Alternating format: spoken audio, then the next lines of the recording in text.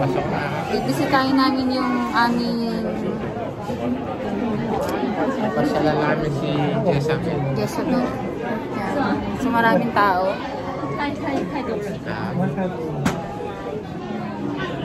So, dahil maraming tao, commercial muna.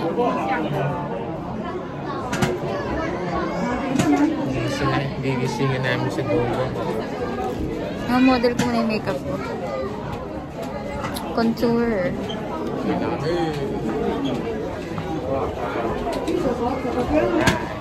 Oh, this is it, pusit. Yay! Ah,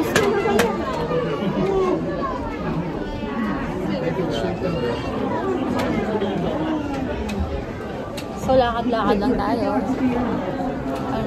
Balik ta rin ko, no?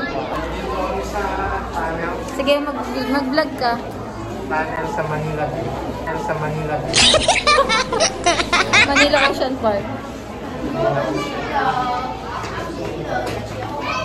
Hindi kami na isla. Pang-ulam mamaya. Ihaw.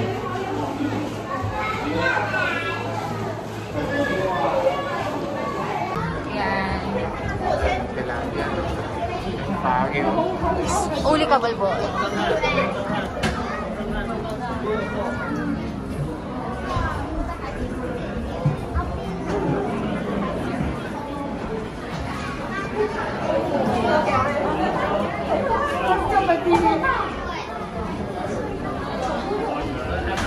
Pasukin natin ang so yan nga, tayo si Dada. Ngayon, puro may mga dapat makuhaan. So ayun yung malaking isda na napingwit ko.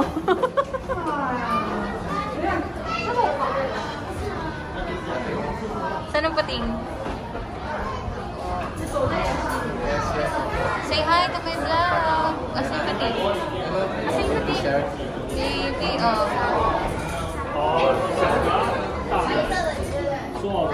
Ito naman si Nimong na bihag ko.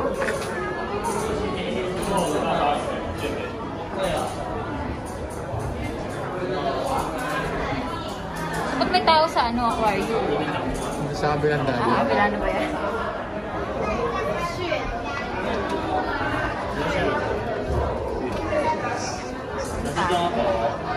So, bagay dito po yung filter. Yung ibang iPhone, may ano. Ayan o, captured photos. Ito yung sinasabi ko sa yung captured photos ng iPhone. Di ba kung nagbibideo? Pag kinik mo ng ganyan, photos yan. Habang nagbibideo ka, pwede ka makapag-photos.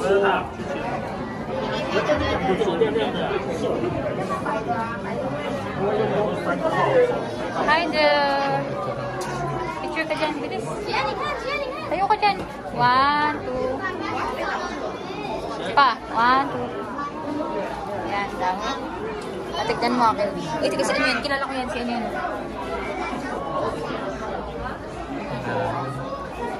It's a photos. Moray. Oh my God. Oh, we're here na.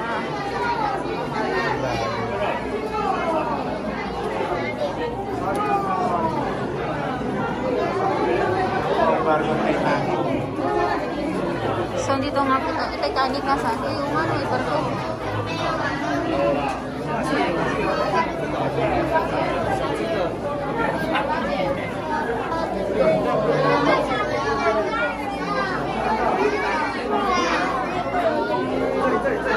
Lenny, yun yung pag-iing, kakainin na mo. Lenny, yun yung pag-iing, kakainin na mo. Shit, totoo nga siya pag-iing. Sabi rin sa'yo, nasa ilalim na tayo ng dagat eh. Oh! Leg pwesto. 1, 2. Gwapo mo dyan.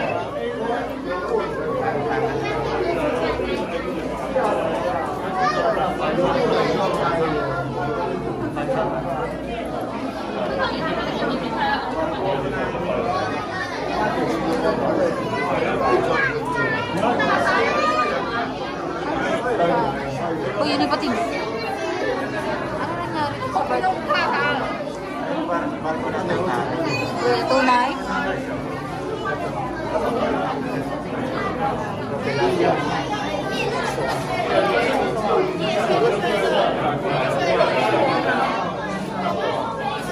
Bagal din. Nakuha yan, captured yan. Ayun na yung camera. Kung isa kang isda, anong klase kang isda? Dilis. At bakit? Dilis.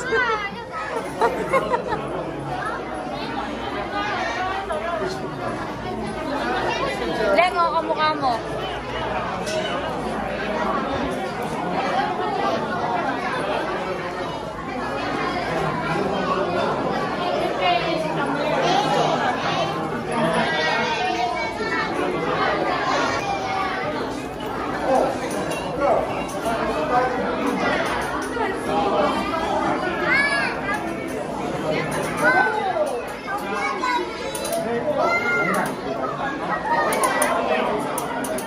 Ikaw magkuha.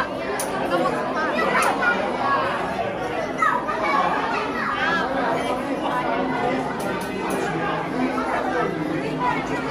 Ikaw na. Kapit siya.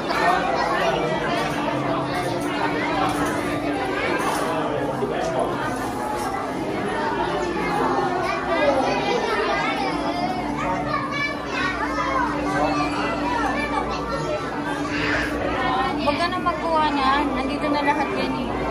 Picture na lang natin dyan. Mag-picture ka. Sa atin. Sa atin kasi hindi ko ma-post ang video.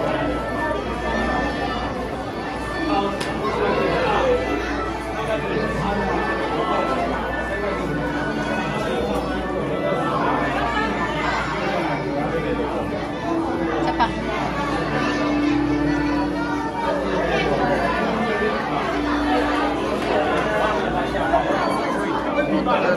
Ano na rin?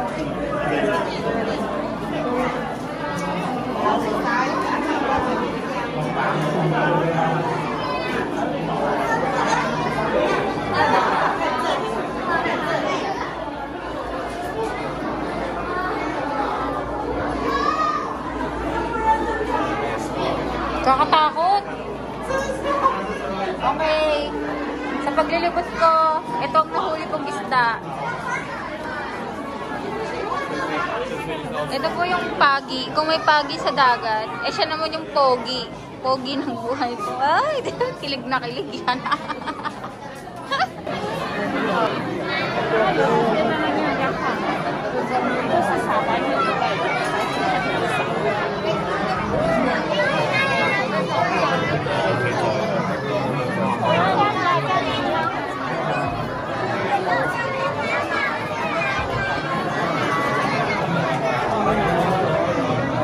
Dolphin na, white na.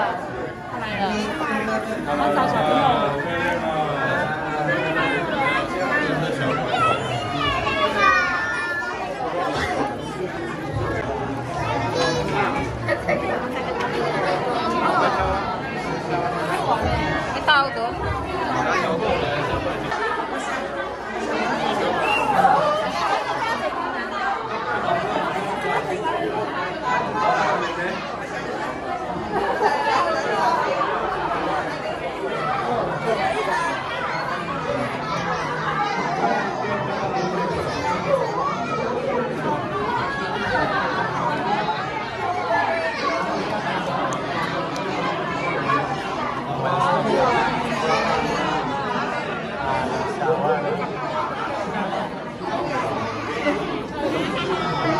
Kulit niya, nilalaro mo yung mga bata eh. Ayun ang isa.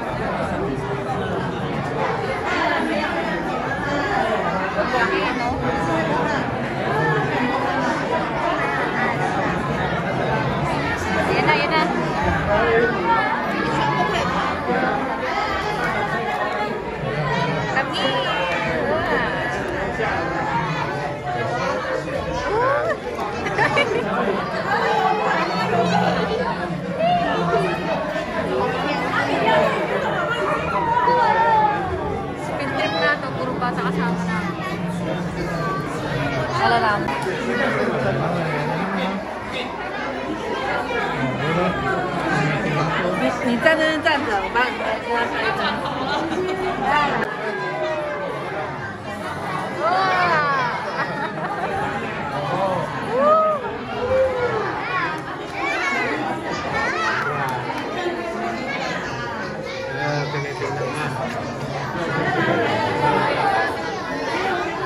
Ay, yung bata, buti nakaka-picture doon.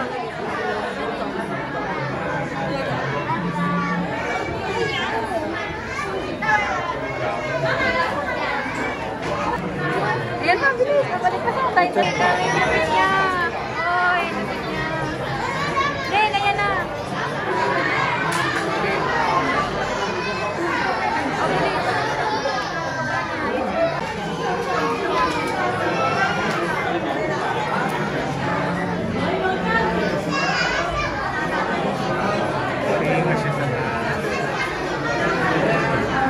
May kuha tayo, no?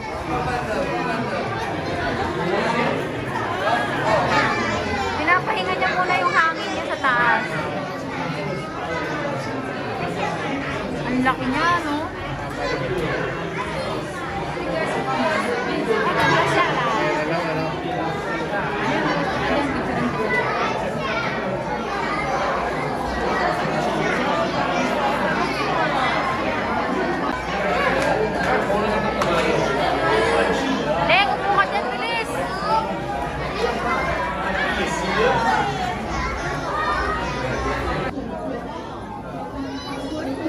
Ay, nagkukulang. Iba siya.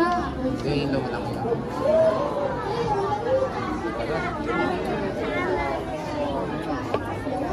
Daming jellyfish. Likya yan, likya. Sabi yun. Ang kape niya, pag dumikit sa'yo. Ayun yung hinuli ni Gian dati nung sa Pangasinan na iyak siya ng iyak. Ang dami niya nahuling ganun. Tapos pag inahon sila sa tubig, namamatay agad. May lason niya. Nagpapanggap. Darling, harap ka nga doon. Huwag ka mandidikya, ah. Dito kami sa Ferris wheel ng mga isda. Tingnan nyo, naikot sila.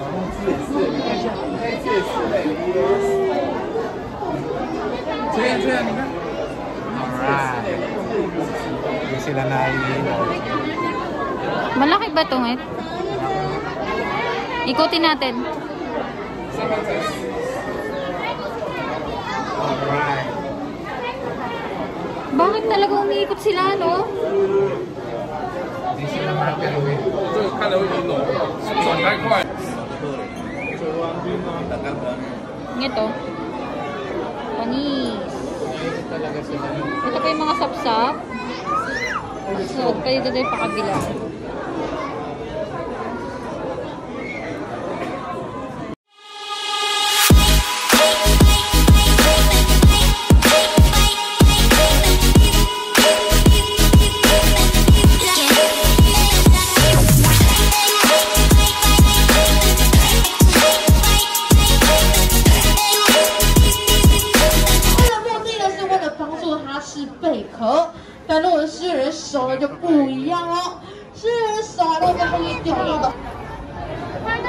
Saan na siya? Ayan. Oh, yan ang lasing na isda. Tignan mo yung hasang niya. Baliktad nga, oh. Oh. Oh. Lasing na isda. Oh. Para siyang hito. Sarap sa puchero yun. Oh, tignan mo yun. Oh, tignan mo. Oh. Oh, baliktad mo. Ay, baka janitor fish yan. Sa isda Uy, ang tagalinis. ganda nun, oh. Pagod na siya.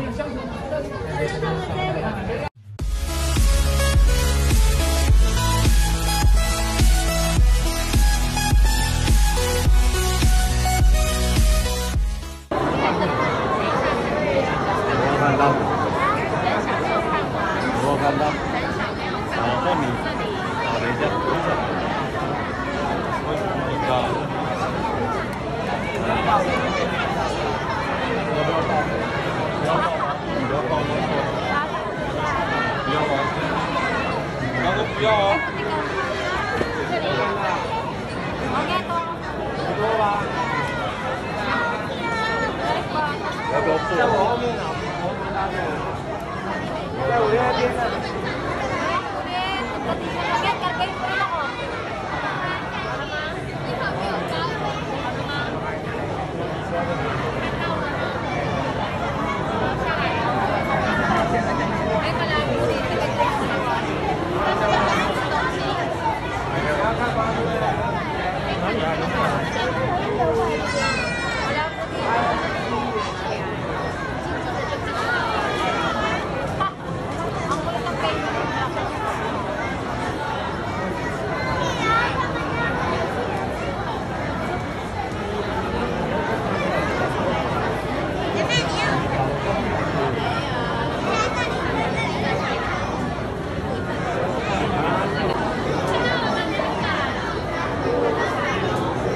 看到妈咪的船票。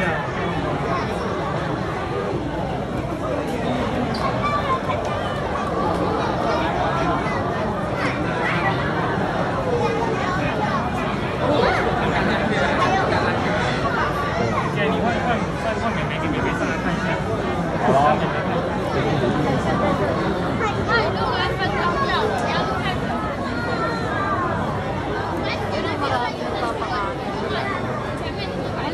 Pero mas kitang-kita ko.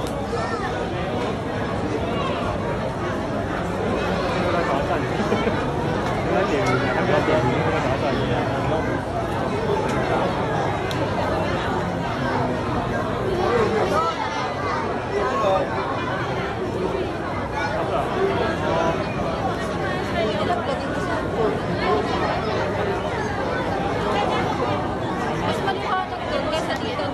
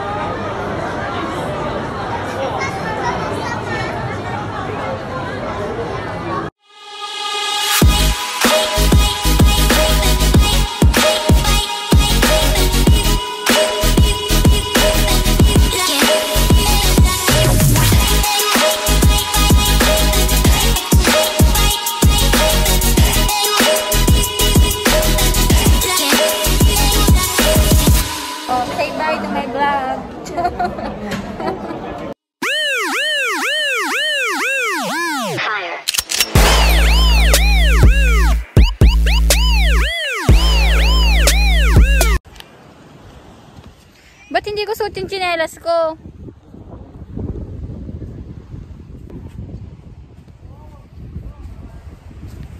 Where's my lelas? So, ano masasabi mo ngayon? Kaya nga, ang init. Ayaw yung tsinelas ko. Sunog na. Kunin mo yung tsinelas ko.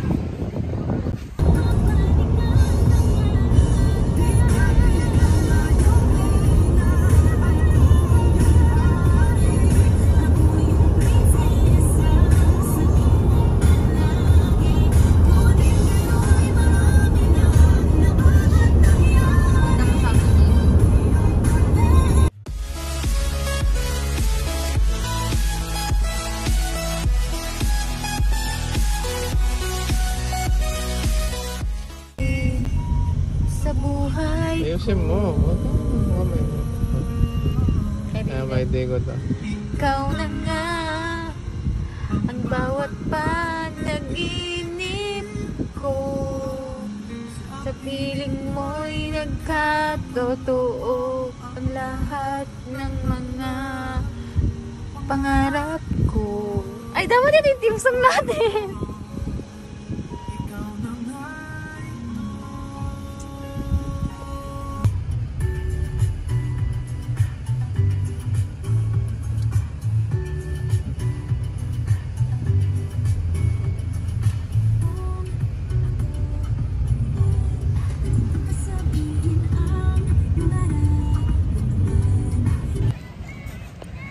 Alright, dito. Tahimik ang lugar. Chateau. Chateau. Kinawawa na yung bata. Bukas tatapunan kita. Oo, gusto ko rin yan.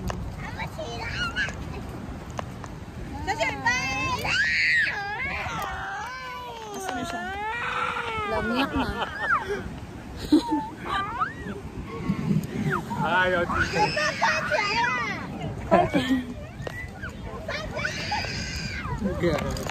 Tinakbo ba naman ng nanay eh. Iyak ang bata.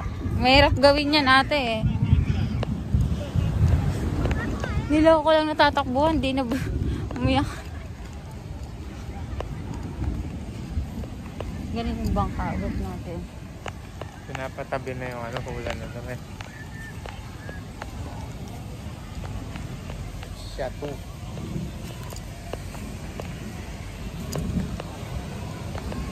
Ito lang ba yung pool? Wala lang iba. Hindi ko nga alam eh. Di ba marami pang pool doon? Sa picture. Mamaya doon tayo sa jacuzzi. Ano kaya? Daming tao eh.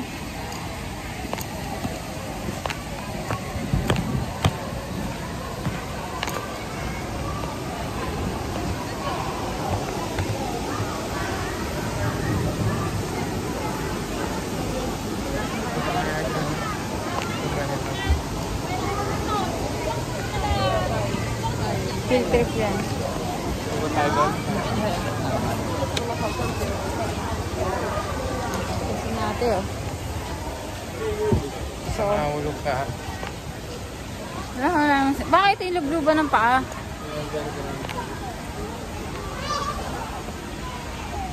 Ayun oh, magandang anuhan dun oh. Saan? Tagay tayo mamaya.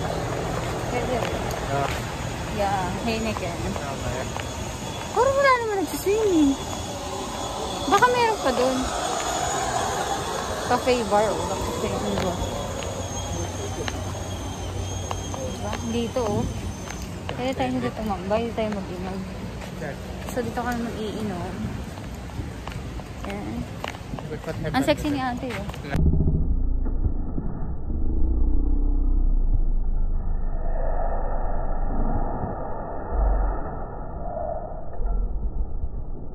Sexy. Kita yung pan. Tingin ka. Tingin ka, bisa mo. Graduin mo. Gusto mo.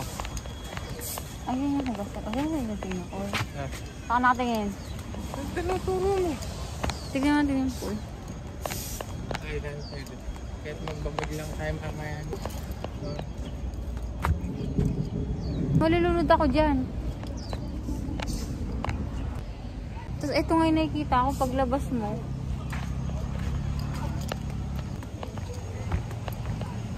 Doon sa kabila, dito tayo. Yan po si ano. Kanta ka. Si sexy.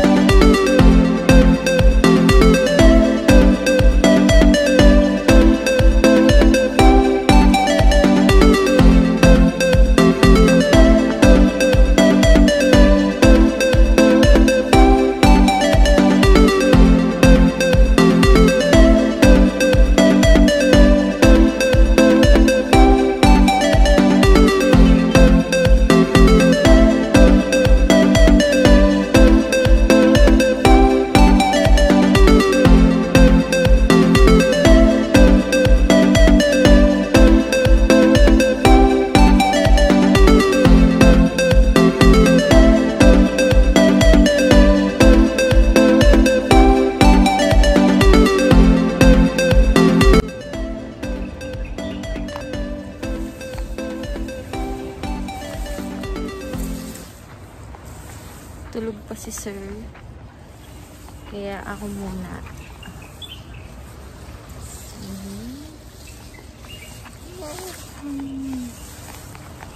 Pag ako nalaglag dito.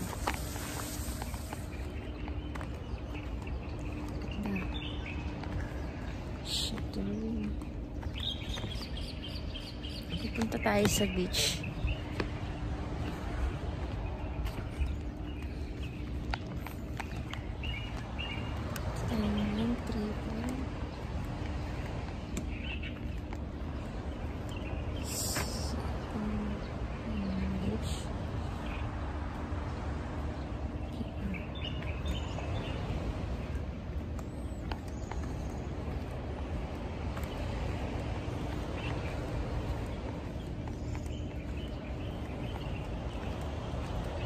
Medyo maano yung dagat.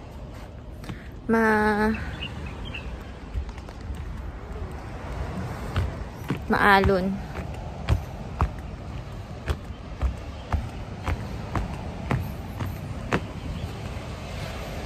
Sa dagat.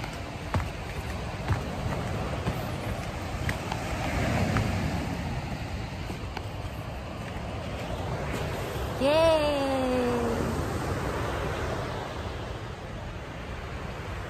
Good morning.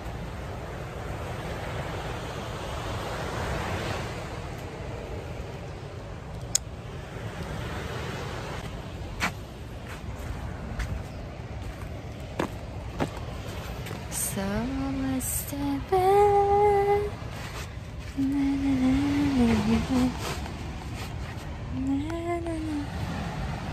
Chateau.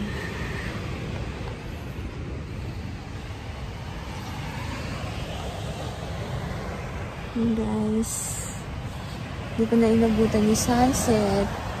Medyo madilim kasi kanina.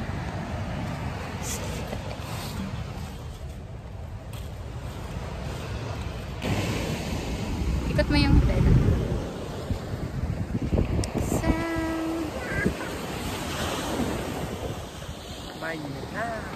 Sobrang init. Buong chateau. Yan. Kasi yung main hotel. Ikot. Yun pa. Ang dagat.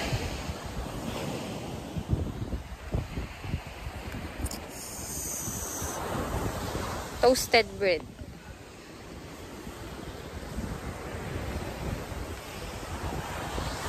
Mo ko.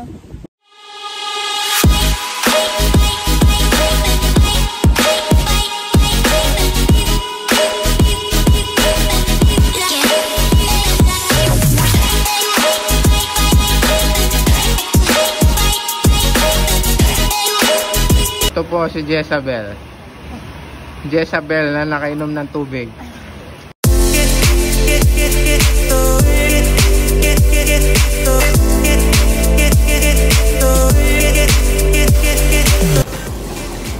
Hindi ka marunong. Hindi marunong.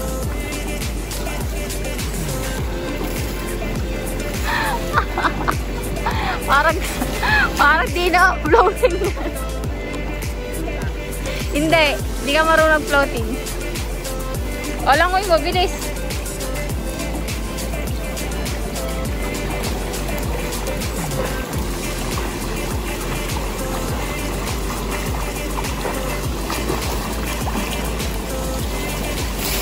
Oh, say bye.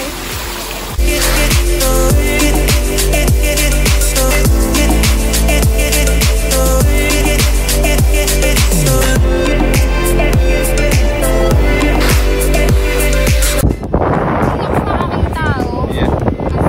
Nakaganti rin ako. Nabili. Tama mo na pati ulo. Oh, game.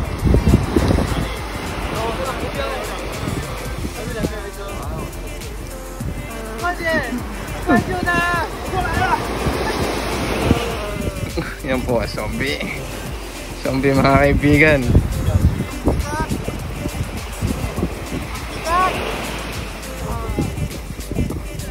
Ang big na zombie.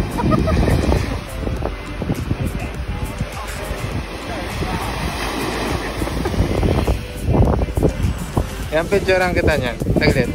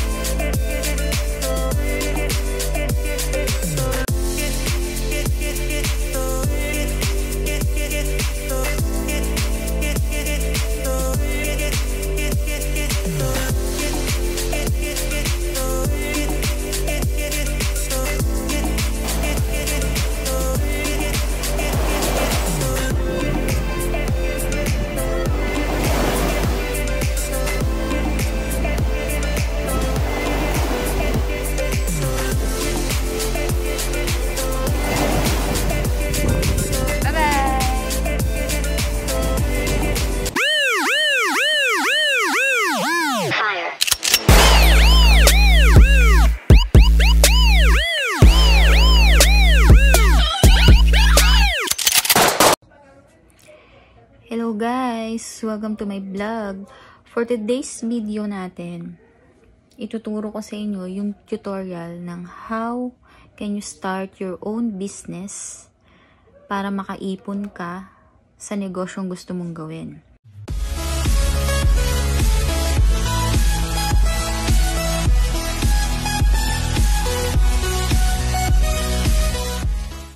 So ano nga ba dapat yung dapat nating kino-consider para makapag-start ka ng business as an OFW or kahit nasa Pilipinas ka? Ano ba yung dapat mong unang ginagawa para masimulan mo yung business mo kahit habang nag-work ka? So eto, yung ibablog ko ngayon, as my experience habang nag-work ako dito sa Taiwan bilang factory worker or OFW, meron din akong business dito. It's my online business. Online business ko siya na ginagawa ko na siya for 3 years. 3 years, 2017, 18, 19, 20, 21. Oh, 4 years. Pang 4 years na ngayon yung business ko this May 23. So, di ba ang tagal niya na. 2 years muna akong OFW and then saka ko naisip na magnegosyo. So ngayon, isi-share ko lang sa inyo kung paano ba nag-start yung business ko. Tsaka bibigyan ko kayo ng mga tips na ginawa ko nun para marating ko yung ganitong business. Actually, successful talaga yung business namin. So, bali ako nagsimula lang dati. Una kong tininda is ginto. Goldies, mga accessories, mga Saudi gold. Yan yung una kong talagang binenta. Bali ngayon, continuous pa rin siya. Hanggang nandito yata ako sa Taiwan, dire-diretso ako magbi-business. Siyempre, extra income din, 'di ba, para sa family, tsaka sa mga gusto kong gawin sa buhay ko. So ngayon, explain ko lang yung pinaka-una mo dapat na kinukonsider pagka gusto mong magnegosyo. So, pag nagbi-business ka kasi, siyempre, kikita ka dun. Hindi naman sapat yung tatrabaho lang tayo dito eh. Kasi, siyempre, dami nating gastusin, 'di ba? Pag may mga emergency pa, ganyan, buwanan yung sahod, so matagal yung kita natin. So, bibigyan ko kayo ng 5 tips. Una nating, number 5 nating tips. Uunahin ko muna yung pinakamataas dyan. So, number 5 nating tips, dapat alam mo yung product na gusto mong ibenta. Know your product na gusto mong ibenta, i-market. Yung product na alam mo siya kung paano siya ibenta, kung ano yung mga quality na meron siya, kung ano yung mga advantage doon sa mga product na binibenta mo. So, number 5 is know your product to sell. Parang ako, una kong binibenta is mga ginto. Yan yung una kong talagang binenta kasi gusto ko, kahit mahal siya, kahit mahal yung mga gold natin, yun talaga yung binenta ko kasi it's investment. Hindi lang naman siya basta-basta nabibili ka na pagdating ng panahon ilugi ka, 'di ba? Kaya yun talaga yung gusto kong ibenta. Kahit mahal siya, mahirap siyang ibenta kasi hindi naman lahat ng tao afford bumili. Pero may mga tao pa rin talaga na naghahanap ng ganito kasi alam nila na pagdating ng panahon magagamit nila yun. Pwedeng isanla, tumataas yung value, hindi sila lugi kahit bumili sila ng paulit-ulit na ganon. So yun yung number 5 natin, know your product, kung ano yung gusto nyong ibenta. Pwede din naman kasi na sa number 5 na yan, gusto mo ng damit, kung pasyonista ka, or kung gusto mo magbenta ng mga cellphone, etc., etc., pagkain, basta kung ano yung gusto mong ibenta.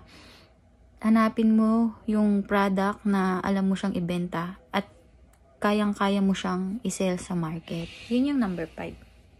Sunod natin is number 4 na kailangan alam mo din sa pagbibusiness mo. Number 4 is platform. Platform yan where you want to sell. So, ibig sabihin, saan mo gusto magbenta ng mga product na isi-sell mo?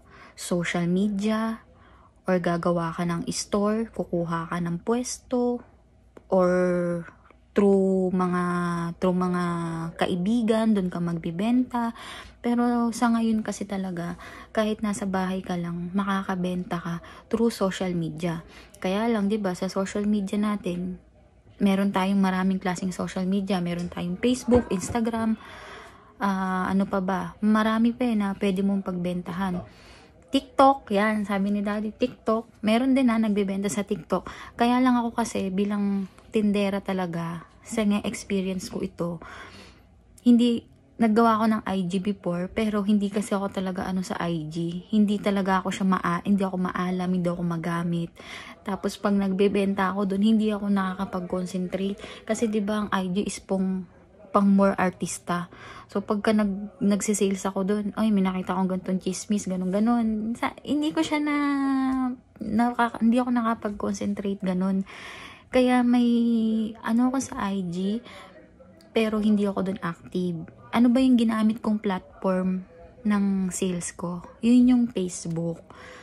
Sa Facebook talaga ako nag-push bumenta. So, kayo, kung gusto nyo mag-start ng sales, isipin nyo kung saan kayo laging active. Meron pa nga yan, mga Twitter, ganun, mga Instagram. Basta lahat ng app na meron kayo nakakapag-communicate kayo ng mga tao, pwede naman yan. Ako kasi Facebook ang ginamit ko noon, way back 2017, May 23, 2017 kami nag-start na mag-business. Syempre, sa akin kasi, bago naman ako sumabak sa ganito, medyo hindi ako active sa social media. So, meron akong real account ng Facebook ko. Hindi yun yung ginamit ko. Hindi yun yung ginamit ko sa business ko. So, nag-start ako, gumawa ako ng isang FB account na for business purposes only. Yun nga yung Jirin Barnay Hakon na Facebook. Doon ako lahat nagpo-post, ganyan. Ang purpose ko kasi noon, sa sobrang tagal na ng Facebook ko dati, 2010 pa, yung Facebook ko dati, tsaka yung mga friends ko is more on siya nasa Pilipinas na, kasi dito na ako nag-business sa Taiwan. Tas pang family purposes lang din yun. So, naisip ko na hindi ako ganun makaka-attract ng customer. At saka, pagdating kasi sa business, iba naman yung pang personal nating compare dun sa pagbi-business mo. Kasi sasabihin ko rin sa inyo na hindi madali yung pagpasok sa ganitong business, lalo na kung babae ka magbebenta. Kasi ako marami ako na-encounter na mga ganyan, bago talaga siya naging stable yung business ko. So, ginamit ko is Facebook. Gumawa ko ng Facebook ko na bago, ganyan. Sas doon na, nagbenta na ako na nagbenta. Yun yung pang-apat na kailangan mo is yung platform where you want to sell. So, number 3 natin kailangan sa business mo na gustong gawin. Siyempre, yung pang number 3 natin dyan is yung capital. Capital, pera. Siyempre, pera naman nagsisimula lahat, di ba?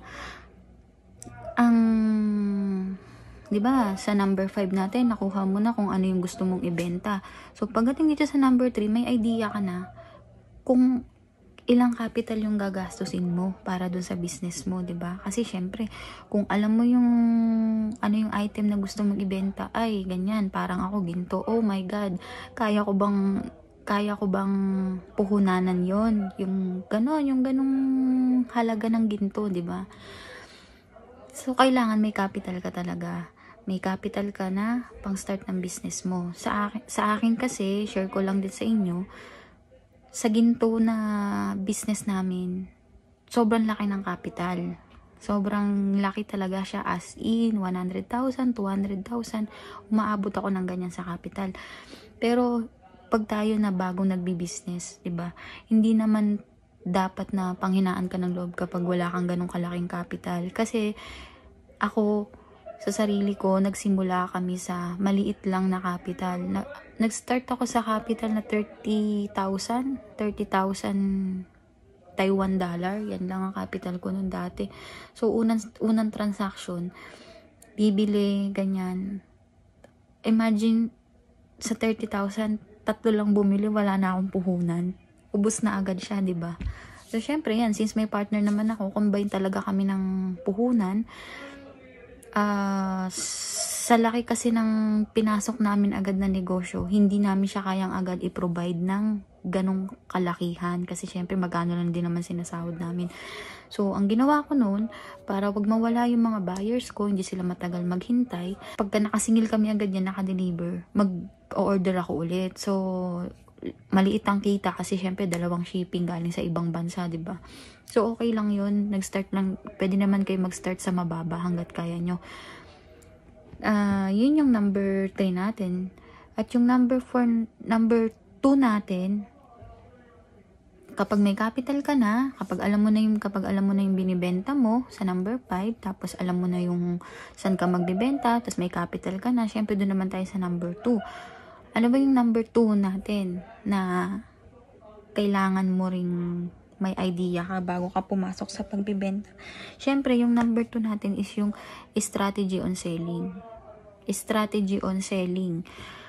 Kailangan alam mo rin yung mga strategy. Hindi basta gumawa ka lang ng business tapos na yun, di ba?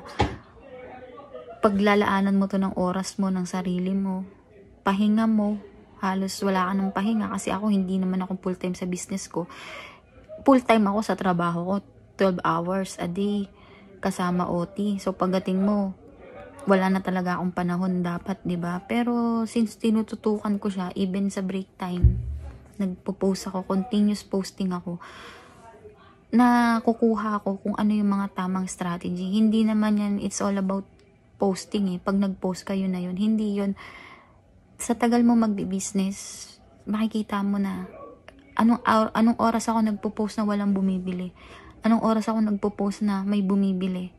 Anong araw malakas yung benta ko. Anong araw ako walang benta. Mga ganon. So, habang tumatagal ka magbi-business, matututunan at matutunan mo yun. Siyempre, pag nagbi-business ka, dapat ginagawa mo din yung flow ng benta mo, naka-monitor. Sa akin, since 2017, naka-monitor sa akin yan. Marami na akong notebook na naipon. So, ang ginagawa ko niyan, strategy. Share ko sa inyo yung strategy ko. After 12 hours work ko, nagbe-break time ako ng 1 oras. Pag break ko niyan, nagpo-post ako. 1 oras. Habang kumakain ako niyan, or pagka, syempre, hindi kasi pwede sa amin sa cellphone sa kantin eh. Pag nakatambay na ako niyan, posting ako. Posting, hanggat lahat ng pwede kong i-post, pinopost ko. Tapos nun, pag uwi ko, bago ako matulog, nagpo-post pa rin ako. Umaga yan, nagpo-post pa rin. Pag panggabi ako, umaga ako magpo-post. Ganyan, magmamaidi ako. Basta hindi lumilipas yung araw na hindi ako nagpo-post. Kailangan lagi ako may post. Ganun lang yung ginagawa ko. Tapos, makikilala ka naman kasi talaga niyan. Kapag lagi kang nagpo-post ng mga bagong paninda, tapos yung mga new arrivals mo, sasabihin mo, ire-recommend mo yung sa mga kaibigan mo yung binibenta mo. Kasi pagdating ng panahon, sila na yung kusang magre-recommend sa'yo. Oy, ganyan, may alam ba kayo nagbebenta ng ganyan? Ay, si Ate Jirin, ganyan. Maraming nagaganon sa akin. Kaya thank you doon sa mga lagi nagre-recommend sa akin, lalo na pagdating sa mga Saudi Gold, no? Tapos yung pinaka number 1 natin kapag meron ka ng strategy sa selling. Ito yung pinaka importante, kaya siya nasa top 1. Top 1 ng kailangan ko. Kailangan nyo pag nagbi-business. Top 1 natin na how to start your business is, number 1 is yung sarili mo. Yourself sa English, pero sa Tagalog, sarili mo. Kailangan number 1 dyan yung sarili mo. Kailangan ready ka. Ready ka sa lahat ng bagay. At saka kakaririn mo. Lahat ng bagay na papasukin mo, karirin mo. Lalo na pagdating sa negosyo. Kasi mahirap man yan sa simula. Pag yan pinupush mo, tinututukan mo, hindi mo siya binibitawan. Yung word na be consistent sa lahat ng bagay. Pagdating ng panahon, magiging successful din yung business mo. Kailangan sa sarili mo, consistent ka. Kaya kailangan sa business mo, yung pinakabuhay ng negosyo mo, ikaw. Ikaw mismo sa sarili mo. So, ano ba dapat yung meron ka sa sarili mo para dire-diretso yung negosyo mo? Be consistent. Ako kahit pagod ako sa work, hindi pwedeng hindi ako mag-upload. Kahit wala na akong pahinga, hindi ako pwedeng hindi mag-upload. Kasi nalulungkot ako kapag mababa yung benta ko. Parang, ay, ganun, ganyan, mahina, ganyan, napabayaan ko, ganun. Pagka humihina yung isang bagay, nasa sayo yun, nasa sarili mo yun, humihina ka magbenta, ganyan. Ibig sabihin, napapabayaan mo, may kulang sa'yo, diba? Kaya kailangan sa business, ikaw talaga mismo sa sarili mo. Ikaw ang magpapatakbo, ikaw yung gagawa ng benta mo, ikaw yung gagawa ng ikaka-improve niyan. Kaya kailangan natin ng mga online seller, mga nagnenegosyo, maging consistent lang kasi hindi naman dire-diretso maganda yung benta. Hindi rin naman dire-diretso malakas yung benta, di ba? Kailangan, pinasok mo yan hanggang dulo, dyan ka lang. Pag-aralan mo lang yung ikot, tsaka wag mo lang bibitawan kasi once yan na binitawan mo, wala na. Napakadaming nagbibenta na sa simula ang lakas mag-post. Napakadami sa simula na nagbibenta, patok, ganun. Sige, patok. Biglang bumaba ngayon yung benta. Pagbaba ng benta, binitawan na, 'di ba? Ano na mangyayari? Wala na. Tapos na yung career mo sa ganun. Sa akin kasi, sa tagal ng business na to, magpo 4 years, hindi naman boom agad yan eh. Hindi totally nag-boom agad yan ng sobrang ang laki ng benta ko, ganyan. Hindi ganun. May mga times yan na mahina yung benta. Pero kahit wala akong kita, pinipurchase ko. Baga dire-diretso lang. Hindi yung parang hindi ako mawawala sa ganitong bumaba man yung benta ko, hindi ako mawawala sa track ng pagnenegosyo. Nandun pa rin ako. Hindi ako papayag magsara. Yung mga ganong eksena. Kaya kailangan maging ano ka lang sa sarili mo. So, number 1 natin is yung sarili mo, yourself. Kaya yun yung lagi yung tatandaan, yung top 5 na yan. Top 5, uulitin ko lang, yung top 5 natin is yung, alam mo dapat yung binibenta mo, know your product to sell. Tapos number 4 natin, know your platform where you want to sell. Kung saan ka magbibenta, kung social media. Pero advice ko lang guys, mas maganda sa social media kasi mabilis siya. Mas marami tayong makikitang mga buyers, na mga potential buyers. Tapos number 3, kung capital mo, kailangan syempre may laman yung bulsa mo ha. Walang negosyo na hindi ka na maglalabas ng puhunan. Walang ganon, mga easy money. Hindi tunay yun. Kailangan magne-negosyo ka, paikutin mo yung sarili mong pera. Tapos yung number 2 natin, kailangan nga may strategy ka. Parang ano lang yan parang nanliligaw lang yan sa lalaki, diba? Sa mga lalaki, pag nanliligaw, may strategy. So, ganun din dapat tayo mga negosyante, may strategy tayo, paano natin iaangat yung benta natin. At yung number 1 natin, syempre, yung sarili mo. Sa lahat naman ng bagay, sa lahat ng success na makukuha mo, ikaw ang gumawa niyan, sarili mo. Kaya, yung mga nakikita natin ng mga successful sa business, hindi yun easy lang. Pinaghirapan nila yun lahat-lahat. Dugot pawis yun, sarili nila, puyat yun, diba? Kaya yun na lang yung titignan natin na, ay, ang yaman nito, ganyan, ang ganda ng business nito, ganun. May mga tumitingin din sa akin minsan na ganun successful si ate, ganyan. Parang ang bilis lang magganto, ganun. Pero, sa totoo lang talaga, maraming pinagdaanan, kaya lang, hanggat hindi naman nawawala yung sarili mo doon sa gusto mo mangyari, yun at yun naman yun, dire-diretso lang. So, yan nga guys, sinabi ko na lahat. Bali, eto, binlog ko tong video na to kasi para din sa mga customer ko. Marami kasi ako mga customer, mga buyers, mga nakakilala sa akin, or mga friend ko sa FB, kung saan ako nagbebenta. Marami kasi nagtatanong lagi sa akin, ate, paano magbenta ng ganyan? Ate, paano ganyan? Ate, saan yung supplier mo? Ate, yung ganyan, etc. In short, gusto nila na mag-business, ganyan. Kaya lang, sa sobrang busy ko, tapos may mga time na nabibigyan ko sila ng panahon, nare-replyan ko sila. Pag na-replyan ko sila, meron pa nga niyan, minsan talagang kinarir ko siyang kausapin, kinarir ko siyang demohan, kinarir ko siyang turuan, ganyan. Tapos, at the end of the day, ang sasabihin niya lang sa akin, ay, ayoko pa pala, ganun. Hindi ko pa kaya, ganun. So, 'di ba, nasayang yung effort ko na turuan siya, tapos yung iba na gusto magpaturo, hindi ko natuturuan. So, bali, yun din yung nag-motivate sa akin na i-vlog ko na lang lahat yung tungkol sa business ko. Para yung mga talagang, mga aspiring na mga buyers ko, mga aspiring na gusto rin magkaroon ng business, ikiklik lang nila itong YouTube account ko, makikita na nila to. Malalaman na nila, 'di ba? Hindi ko na kailangan magpagod mag-explain, tsaka hindi na kailangan sumama yung loob ng iba na hindi ko nare-replyan kasi panunuorin na lang nila 'to, matututo na sila, 'di ba?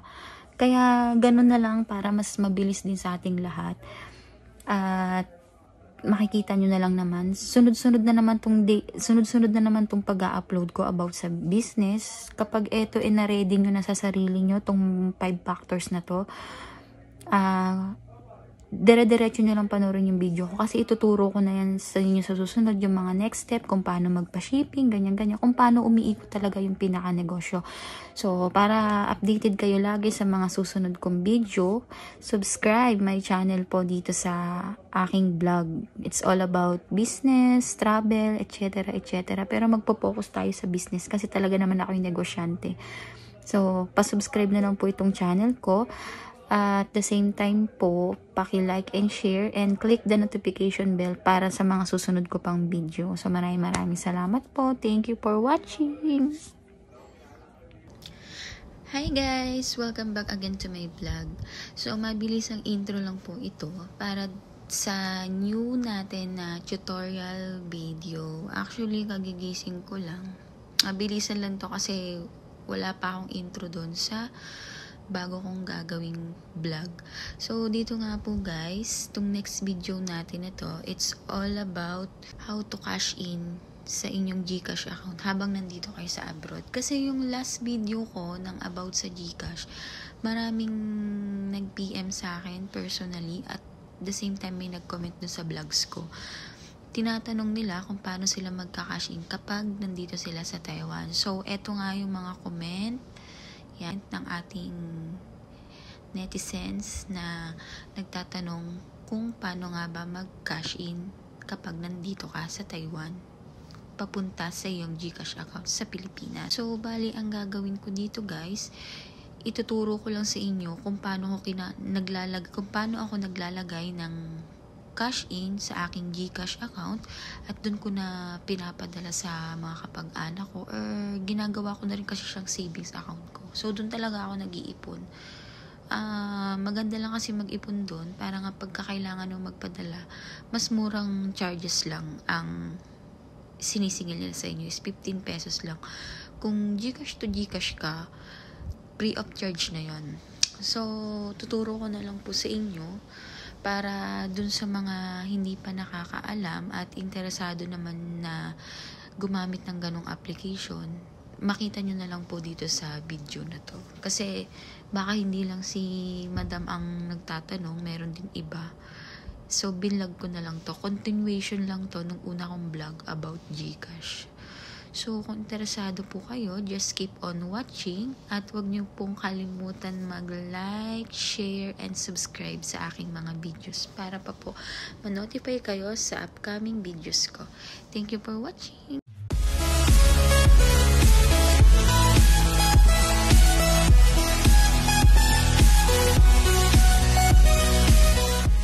So, bali dito nga guys, 3 yung ginagamit ko na application para maka-cash in ko yung GCash ko. Una kong ginagamit dyan, yung isi-share ko sa inyo, etong EMQ natin. EMQ Send na meron tayo dito sa Taiwan. Kung hindi pa kayo rito nakapag-register, mag-download kayo. Tapos mag-register kayo, hihingi lang naman yan yung importanteng details nyo, mga personal information nyo, ARC nyo. So, as you can see guys, marami na akong napadalan dito. Ayan, dito kasi ang charge niya is 199 NT lang siya. Tapos ang minimum niya is 29,999 Taiwan dollar. So, malaki din naman po yung limit ng ating padala. Hindi siya yung mababa. So, dito mo makikita yung Ayan. Dito mo makikita yung rate kada araw na magpapadala ka. Yan. Tapos, ito yung mga transfer niya. Yan. Ngayon, for example, ang gagawin ko na lang dito, gamit ang EMQ, magsisend na lang tayo kunyari. So, dito, pagka nag-send ka, ayan, lalagay mo lang yung Taiwan dollar na cash kung magkano papadala mo. Let's say, kunyari, kakash inan ko yung GCash ko ng 10,000 NTD. So, 16,726 siya sa Pilipinas, no? Ngayon po, send money natin. Pag nakita nyo dyan sa send money na yan, meron na ako ditong nakalagay mismo to. Eto, yan. Ako yan. So, i-click ko yan. Kung mapapansin nyo, ayan, kung mapapansin nyo siya, meron akong anywhere. Hindi ako nagka-cash pick up. Yan, cash pick up. Wala din yan. Ganyan. So, dito ang ginagamit ko, yung aking dito sa EMQ, ginagamit ko yung aking Banco de Oro at saka yung aking GCash account. So, kung makikita nyo, dalawa yung account ko dito na nakalagay. Kasi, minsan, gusto ko sa video ako magpadala. Minsan, dito naman sa GCash account ko. So, nakaseparate yung pera ko kapag pinapadala ko para sa mga ibang purposes sa buhay. Alam nyo na. So, since meron na akong record, click mo lang si GCash. Meron na siya. Ngayon, after mo dyan, pindutin mo lang tong add. Yan, pindutin mo lang tong add na to. Add plus sign na yan. Tapos, magsusulat ka na yan. Yan. lagay mo na kung kaninong kung kanino mo ipapadala. Diyan yung unang-una mong gagawin kapag maglalagay ka ng new recipient, add a recipient. So dito, ito nga yung pinagpipilian natin. Yan meron siyang bank account, cash pickup anywhere, cash pickup Cebuana Luerlier, Palawan, at saka ito nga yun, e-wallet is GCash. Yan, lagay mo lang yan, click mo lang yan. Tapos ilagay mo ang kanyang mobile phone number. So ang mobile phone number ng GCash ng GCash mo o kaya ng GCash ng papadalan mo, ilalagay mo lang diyan, and click mo ang save and done. No? Kaya sa akin, isang beses nyo lang naman i-enter yon, kasi kapag na-enter nyo na yon, makikita nyo siya na nakalagay na siya dito sa iyong mga accounts. So click ko lang yan. Ito naman, paano mo siya babayaran, di ba? Bayaran natin siya, pindutin mo yung iBone at 7-Eleven. Confirmation, yan. Fill up ka lang, select relationship, purpose, mga etc. So dito, importante to, I declare source of fund for this transfer is salary. Submit mo lang yan. Naglalagay sa akin, please fill the required information. So, ayan, lagyan natin siya ng kunyari, self, tapos purpose ko sa kanya is family living expenses, submit. Diba? Transfer submitted. Yan, you have the request of you will notify once your payment is ready. So, ito ng ating see details under review. Pero ang sabi ko dito, padadalan ko ang aking yan na, lalabas na yung your payment. Dadali mo na lang yan siya sa 7-Eleven para bayaran. Ito na ilalabas, waiting. Diba? Ito na yung lumabas sa kanya, waiting payment na. So, dadali mo na lang sa 7-Eleven para bayaran. Ganun lang po kadali. Yan po yung unang application natin. So, ito na yung kalalabasan yan. So, babayaran mo siya sa 7-Eleven through iBone. At ang next natin is ang ating EEC Taiwan EEC Remit application. Ito yan. So, click mo lang yan. Dito, mag-remit money ka. Yan. Sa remit money, ganun din naman. Kung makikita niyo yan, bank, GCash, and PayMaya, no? So, ito yung rate niya. Ngayon, click mo si bank. So, pag click mo si bank, lalabas dito yung GCash. Pindutin mo lang yan, province, kung sa Agbra, confirm. Diba? Yung mga ganun lang. Tapos, follow mo lang to. Next ka lang hanggang sa matapos yung pipilapan mo para makapagpadala ka. So, ayan na nga, GCash Abra. Charotera lang. Kunyari, GCash Abra. Tapos, NTD siguro. Kunyari, mga 20,000 NTD, no? Mas malaki yung palitan dito kung mapapansin nyo. Iba-iba ang rate nila, depende sa application. Sige. Click natin ang next. Try new amount to maximum service fee. So, gagawin natin 10,000 na lang kunyari. NT. Done. 1,098. Diba? Ito na yung pipilapan nyo lang yan. So, pag napilapan nyo yan, next kayo. So, hindi ko naman next, diba? Basta ito lang yung pipilapan mo. Receiver, contact, branch name. Yan. Tapos, babayaran mo na rin siya sa Family Mart 7-Eleven. Yan yung pangalawa. Pangatlo natin, ito kasing EMQ at EEC Remit, pwede mo siyang bayaran through ang EMQ is for 7-Eleven only. Ang EEC is for 7-Eleven, Family Mart, etc. Basta pwedeng mabaril yung tie-up nila. Marami silang tie-up method dito sa atin sa Taiwan. Ayan yung pangalawa. So, kasi ang EMQ tsaka mga EEC Remit natin is through application na lang. Ngayon po, Kapag nagpapadala ka sa GCash, gumagamit pa tayo ng application na to. Kasi pag dinala mo siya doon mismo sa padalahan, like sa mga RJ Mart, EEC store, wala pa silang access na dediretso siya sa GCash nyo. Hindi pa siya kasama. Doon pa lang sila nasasama sa puro application na ganito. So, ito ang mga legit application yan. Ang EMQ Send at ang EEC Remit. Yan, automatic. Mamimili ka na lang Bangko, Cebuana, etc. etc. Tapos nakalagay doon ang GCash Bank. So, yan ang mas madaling paraan. So, na kayo sa RJ Mart or EEC, di ba? Para matransfer lang yung GCash nyo, ito yung third ways natin para ma-cash inan mo siya. Magpadala ka sa iyong BDO personal. BDO, kung meron kang bangko ng BDO, doon mo siya padalan. So, kung minsan ginagamit ko rin yan. Depende sa trip ko. So, ako kasi meron akong BDO mobile banking. Pagka nakapag-login ako dyan, no? So, login ka muna. Ito kasi, bangko to bangko pa, marami pang process. So, di ba, pag savings account mo na, ito na yung account mo. Punta ka ngayon dito sa send money. Another local bank.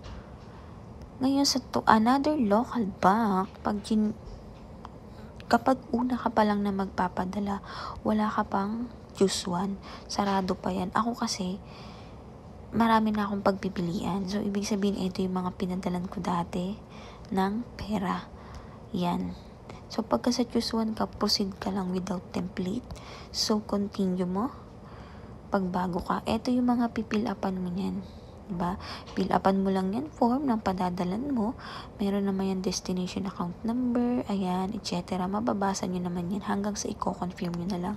So, ako kasi nga, ang maganda naman dito, kapag meron ka ng ganyan, automatic na siya na papasok siya sa choose one.